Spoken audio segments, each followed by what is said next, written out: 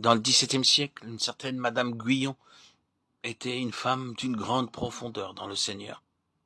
Elle connaissait clairement la différence entre les péchés et l'âme.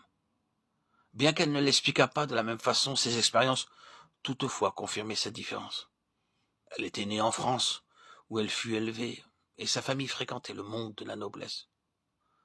Or, elle appréhendait beaucoup, chaque fois qu'elle allait à Paris, d'être troublée intérieurement par ce qu'elle voyait. Plus tard, Madame Guyon eut une victoire complète sur cette tentation. Elle avait cependant une autre crainte, c'était de se regarder au miroir, car elle était d'une telle beauté que plus elle se regardait au miroir, plus elle en était consciente.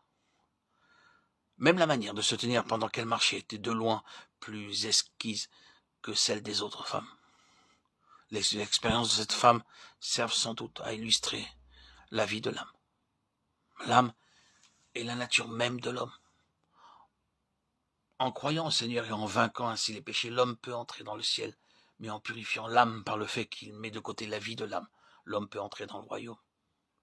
La raison pour laquelle Dieu ne veut pas que nous nous habillions trop à la mode, que nous mangions trop délicatement ou que nous nous habitions trop luxueusement dans cet âge, c'est pour que nous ne soyons pas contaminés par le monde, parce que toutes ces choses ont été corrompues par lui. Qu'il est facile pour nous d'entrer dans le moule de ce monde à travers la façon de nous habiller, de manger ou de vivre. Mais quand viendra le royaume, nous pourrons apprécier plus pleinement la beauté de la nature, d'autant plus qu'elle ne produira en nous que davantage de louanges à Dieu pour sa puissance créatrice. Oui, en ce jour, nous pourrons même nous apprécier plus, car nous réaliserons que ce que nous sommes devenus est le résultat du salut de Dieu. Et par conséquent, ceci tirera de nous plus de louanges pour lui dans le royaume. Satan sera lié et emprisonné, et la justice régnera sur la terre. Lorsque le Fils de Dieu était sur cette terre, la croix était la seule chose qu'il possédait. Tout le reste était emprunté.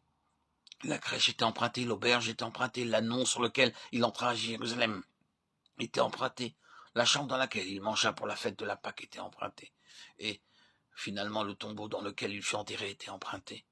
Tout dans ce monde, excepté la croix, fut emprunté par le Seigneur. Pourtant, combien nous sommes différents de lui. Il est certain que tous ceux qui triomphent des péchés entreront dans le ciel, et tous ceux qui triomphent du monde entreront dans le royaume. Dieu nous appelle à renier le monde et à chercher le royaume, à haïr la vie du moi et à aimer le royaume.